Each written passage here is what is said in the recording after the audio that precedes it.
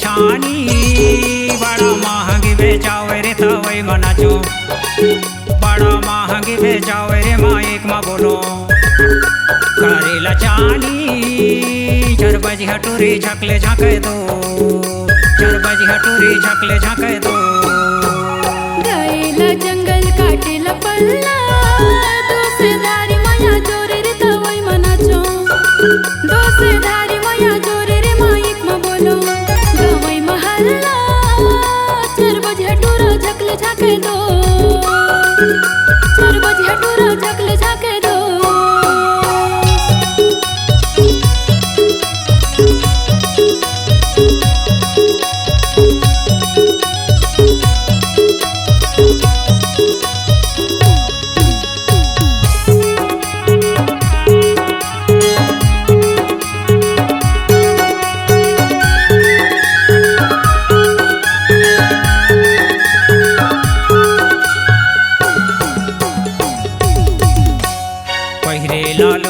देखेला दर्पण तोला खोल के बिराज रे तवई मनाचो, तोला खोल के बिराज रे माइक मा बोलो चांदी के करधन। चर बजी हटूरी झकले झाके दो, चर बजी हटूरी झकले झाके दो।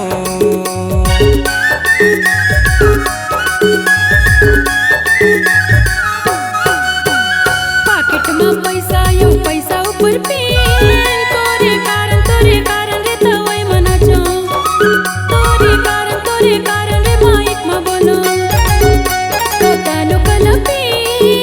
चर बजी हटूरा झकले झके दो, चर बजी हटूरा झकले झके दो।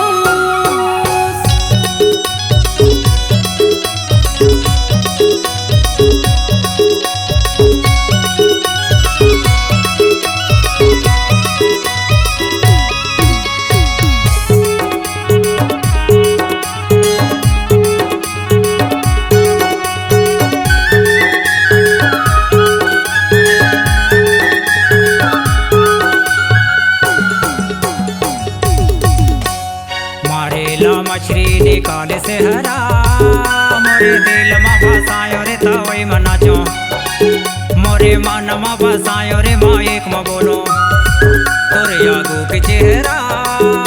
चर बजी हटूरी झकले झाके दो, चर बजी हटूरी झकले झाके दो।